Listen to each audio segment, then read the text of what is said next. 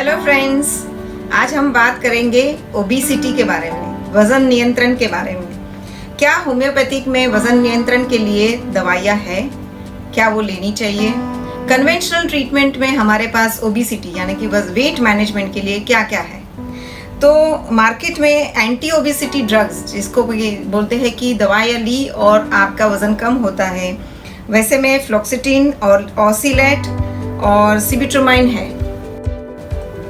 अब ये जो है 12 से 50 वीक लगता है आपको कितना वज़न कम करना है उसके लिए।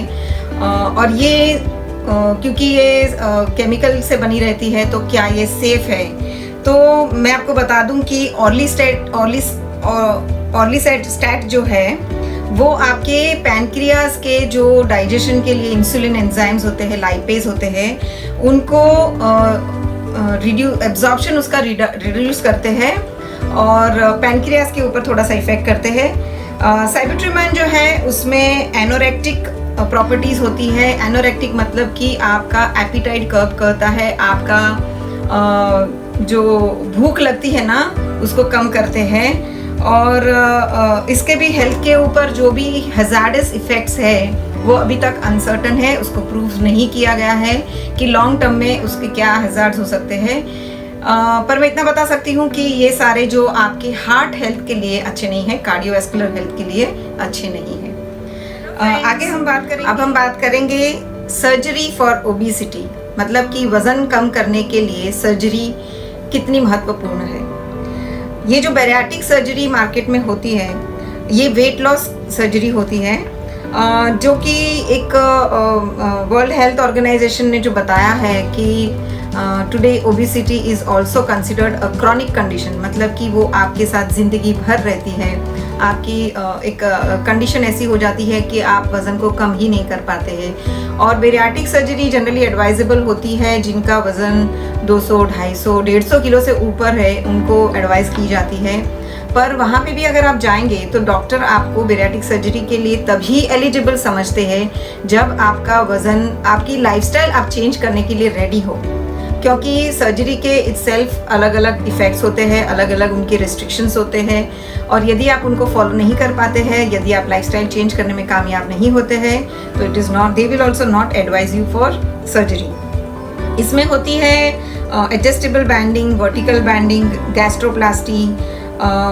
जो आपकी आंत होती है, बड़ी आंत और छोटी आंत जो होती है, तो उसमें से छोटी आंत जो होती है उसको थोड़ा सा उनको बैंडिंग करते हैं, उनको जेजिनम इलियम बैंडिंग होती है, गैस्ट्रिक बैंडिंग होती है। तो उनको आप उनकी जो साइज़ होती है ना वो कम कर देते हैं, तो ऑटोमेटिकली वहाँ से जो चर्बी वाले खुराक का एब्जॉर्प्शन होता है वो कम हो जाता है। It reduces the absorption.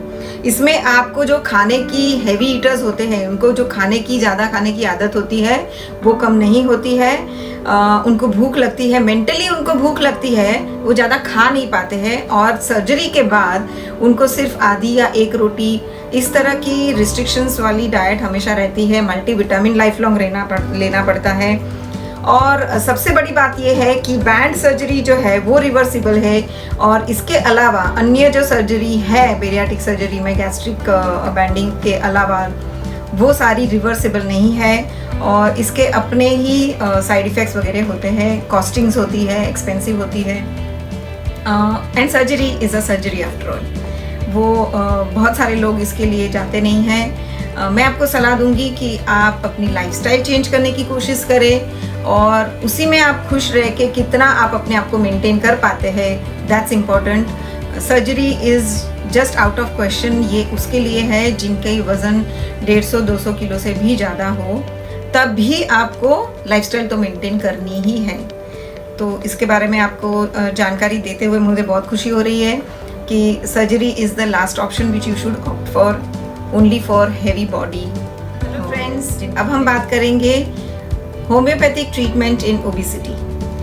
Homeopathy जो होता है, आपको पता है कि homeopathy as a whole person को ट्रीट करता है।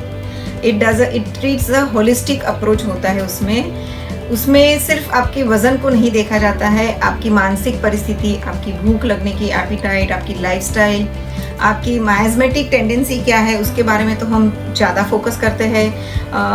माइज़मेटिक टेंडेंसी मतलब कि predisposition to being obese, to gaining wait.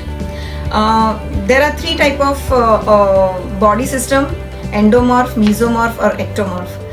कभी कभी आपने देखा होगा कि बहुत लोग जो होते हैं 15-20 रोटी भी खा गए ना तो भी वो दुबले ऐसे स्लिम होते हैं, उनका वज़न नहीं बढ़ता है। तो ये एक प्रकार के प्रकृति वाले इंसान हो गए। कोई आप देखेंगे कि मीडियम रहते हैं, मीजोमॉर्फ रहते हैं कि जो वो खाते हैं वो उतनी कैलोरी वो दिन भर में बर्न कर सकते हैं, तो उनका वज़न नियंत्रित रहता है। ये काफ़ी फिट दिखने वाले जो होते हैं ना, मस्कुलर थोड़ा सा उनका ये रहता है, बॉडी बिल्डिंग रहता है, तो इनको मीजोमॉर्फ बोलते हैं। और कोई लोग ऐसे होते हैं कि जो बेचारे आधे एक रोटी भी खाते हैं पर उनका वज़न बढ़ता ही रहता है, क्योंकि ये जेनेटिक हेरिडिटरी उनकी टेंडेंसी रहती है। इसको हम माइज़मेटिक टेंडेंसी बोलते हैं कि थोड़ा भी खाया तो वज़न बढ़ जाता है। तो इसको हम लोग अलग प्रकार से ट्रीट करते हैं। तो सबसे पहले तो होम्योपैथिक में डायग्नोसिस परफेक्ट होना चाहिए कि क्या वो इंसान लेज़ी है, क्या उसको ऐसे ही खाने की आदत है, क्या उनको रियली जेनेटिक प्रॉब्लम है, क्या उनकी डाइजेशन वीक है, क्या उनकी डाइजेशन वीक के साथ साथ काफ़ी स्लो भी है। तो ये सारी चीज़ों को कंसिडर करके हमको उनके लिए एक ग्रुप ऑफ कस्टमाइज्ड रेमेडीज़ बनानी चाहिए। कोई भी मेडिसिन इसमें प्रोफेशनल एडवाइस के बिना लेना उपयुक्त नहीं होगा।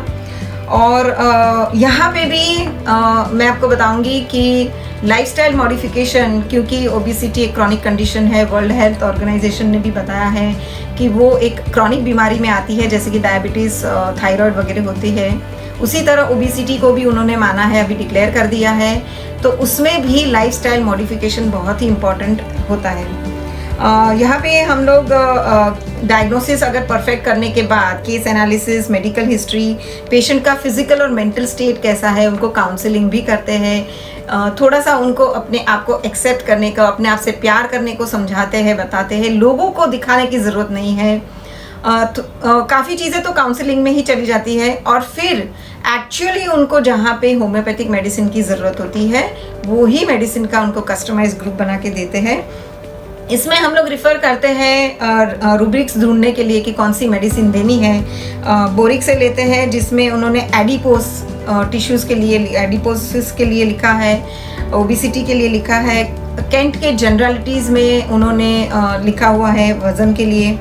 और डॉक्टर रॉबिन मर्फी ने डिजीज़ चिल्ड्रन इन, उसमें बच्चों की डिजीज़ में लिखा हुआ है कि जिनकी कॉन्स्टिट्यूशनल मतलब जो बच्चे बचपन से ही फ्लैबी और प्लम्पी और चिकी लुकिंग होते हैं, उनके लिए।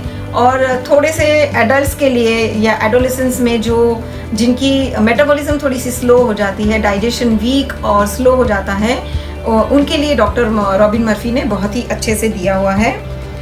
उसमें हमारे होम्योपैथिक रेमेडीज़ में हम लोग इंक्लूड करते हैं calcarea carb, ferrum met, graphites, phytolacca berry, thyroidinum, antimony crude, fucus रिलीजियसिया, phosphorus, antim crude, thyroidinum, ammonium mur, calcarea ars, kali bich, kali carb, lac d, phosphorus, pulsatilla, sepia, सेनिगा।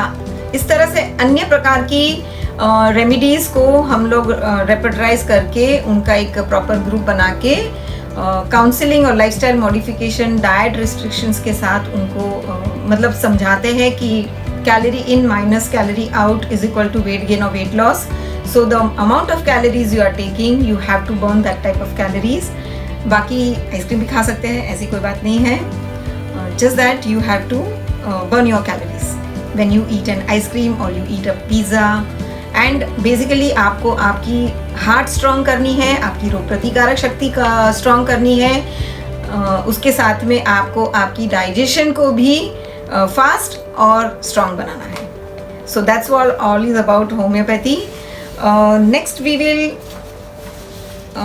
so if you want to take a homeopathic consultation for really need of medicine, मतलब दवाई की आवश्यकता है, ये पहले तो हमको समझने के लिए अगर आपको चाहिए तो आप नीचे लिंक दी जाएगी, उसमें से आप मुझे कंसल्ट कर सकते हैं, या हमारी होम्योपैथिक रेमेडीज़ को भी आप ये जो हमने ग्रुप ऑफ कस्टमाइज्ड रेमेडीज़ बनाई है वो आपको अवेलेबल की जाएगी। उसके साथ में मेटाबॉलिज्म के लिए, मेटाबॉलिज्म इम्प्रूव करने के लिए डिटॉक्स प्रोग्राम है हमारा, जो उसके बारे में भी मैं आपको नेक्स्ट जानकारी दूंगी, बताना चाहूँगी। और मैं अपना खुद का भी एक एक्सपीरियंस आपके साथ शेयर करना चाहूँगी कि कैसे मैंने भी अपनी लाइफस्टाइल को चेंज किया था। सो तब तक के लिए thank you very much, take care, stay home.